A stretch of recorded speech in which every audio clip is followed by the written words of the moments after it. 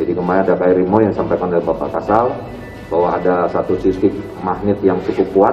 Nah itu mudah-mudahan itu tidak berubah, tidak akan dikejar itu. Yang mudah-mudahan itu menjadi titik terang. Tapi tentunya semua wilayah perairan utara Bali juga sedang dilaksanakan pencarian. Kemarin atas izin Panglima TNI kita distres pada negara-negara yang tergabung dalam konferensi kapal selam yang selama ini sudah terjalin dengan negara-negara yang memiliki kapal selam, dan dari distres tersebut sehingga negara-negara yang memiliki kapal selam mereka siap untuk membantu. Dan yang sudah berangkat adalah dari Singapura dan dari Malaysia, dan 8 negara lainnya akan siap juga membantu pelaksanaan. Jadi kalau ditarik garis jaraknya dari Celukan Bawang itu kurang lebih sekitar 23 nautical mile atau kurang lebih 40 km di utara Celukan Bawang. Di sekitar daerah tersebutlah diperkirakan dari yang kemarin ditemukan ada tumpahan minyak, kemudian juga ada daya magnet yang besar, itu sudah mulai terdeteksi di daerah tersebut, ya. Sehingga sekarang sedang dilaksanakan terus pemantauan di wilayah tersebut dengan memanfaatkan semua peralatan ada. Jadi sementara sampai dengan saat ini memang belum bisa ditemukan secara pasti, tetapi beberapa titik-titik ini mudah-mudahan dengan berbagai peralatan ada bisa segera ditemukan atau bisa segera dijejaki bahwa itu adalah posisi dari KRI Nanggala 402. Kemudian kapal ini juga sudah riwayatnya sudah menembak torpedo kepala latihan ini 15 kali dan menembak torpedo kepala perang itu 2 kali, dan sasarannya kapal ex-KRI dan dua-duanya tenggelam. Jadi KRI Nanggala ini dalam kondisi siap tempur. Kapal dalam kondisi struggling di dalam, sedang mengapung di kedalaman tertentu, tapi kita tidak bisa deteksi. Mereka sedang mengatasi persoalan di dalam. Karena oksigen juga ada 2 sumber oksigen. Satu oksigen dari dalam tangki yang oksigen murni di dalam tangki-tangki oksigen itu bisa untuk 72 jam.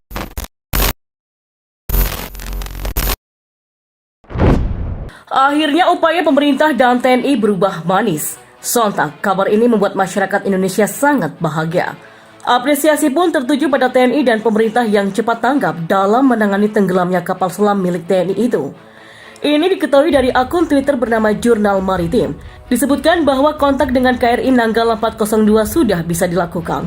Akan tetapi salah satu alat utama sistem persenjataan atau alutsista ini masih belum mampu untuk kembali naik ke permukaan. Lebih lanjut, laporan itu menyebutkan lewat sonar aktif diketahui ada pergerakan di bawah laut di sekitar tumpahan minyak atau oil spill. Kapal selam KRI Nanggala 402 diprediksi mengalami masalah pada electric pump atau mesin pendorong elektrik dan baterai. Kapal selam KRI Nanggala 402 yang hilang kontak pada Rabu segera dievakuasi dengan 2 unit kapal selam milik TNI Angkatan Laut, dan proses rescue dilakukan menyusul titik koordinat kapal yang telah diketahui. Kepala Dinas Penerangan Angkatan Laut Kadis Penal Laksma Julius Wijoyono menyebutkan dari hasil pencarian, KRI Nanggala 402 hilang kontak di sekitar 60 mil atau 95 km dari Laut Bali. Kapal selam itu hilang kontak pada pukul 3 dini waktu setempat ketika menjalani latihan skenario penembakan rudal. Selain itu, kata Julius, TNI Angkatan Laut juga turut mengerahkan kapal selam lain guna membantu pencarian kapal selam tersebut.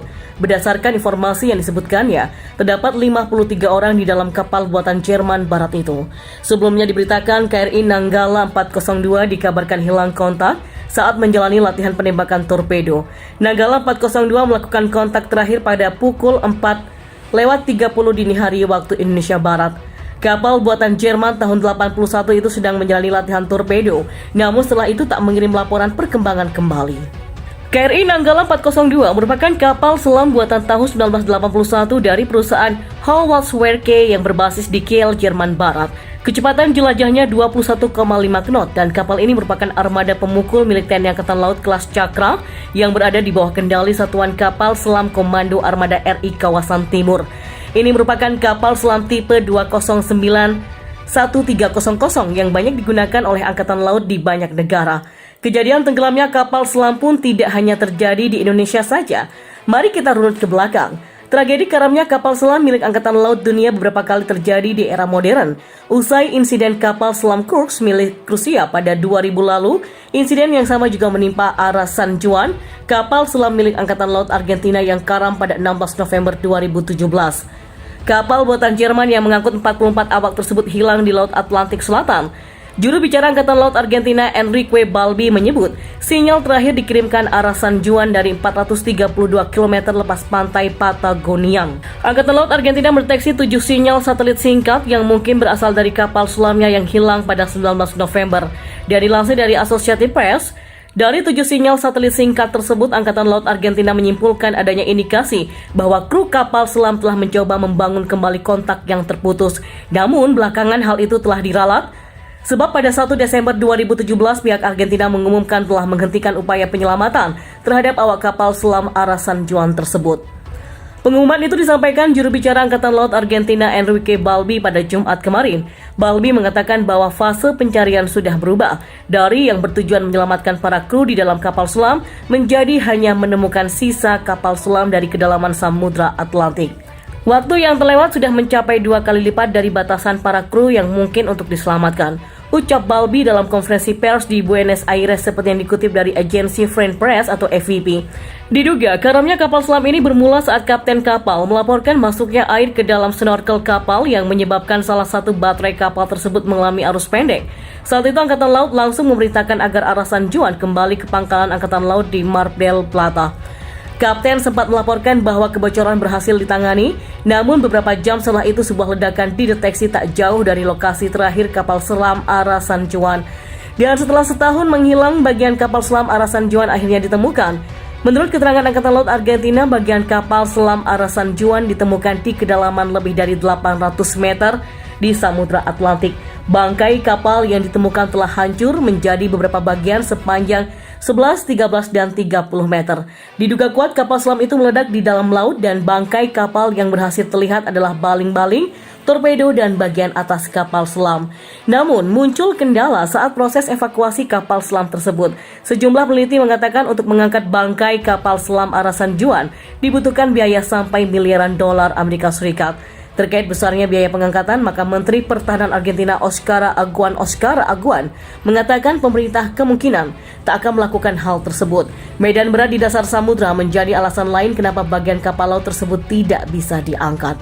Ledakan yang menyebabkan karamnya Ara San Juan itu kemungkinan juga disebabkan oleh konsentrasi hidrogen yang dipicu masalah arus pendek baterai yang sebelumnya dilaporkan oleh kapten kapal.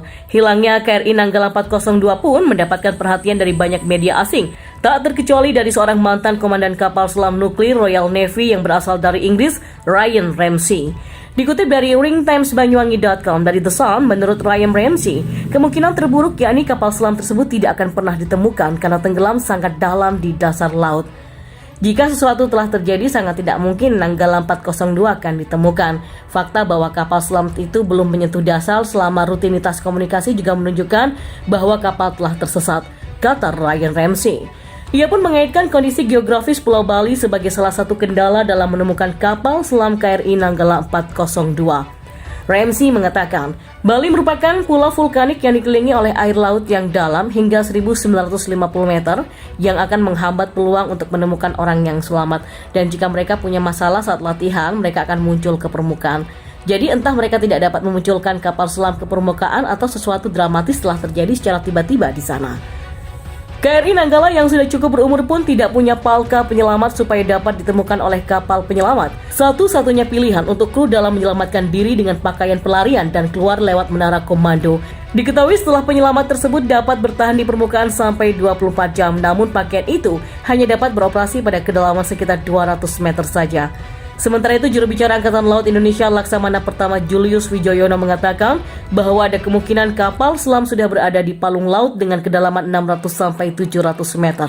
Awal mula ditemukannya kapal selam ini karena TNI Angkatan Laut menduga tumpahan minyak ini kemungkinan besar muncul karena terjadi kerusakan tangki BBM di kapal naas tersebut. Dugaan sementara kapal hilang kontak karena terjadi blackout saat melakukan penyelaman statis, dan blackout ini menyebabkan kapal kehilangan kendali dan tak bisa melakukan prosedur kedaruratan.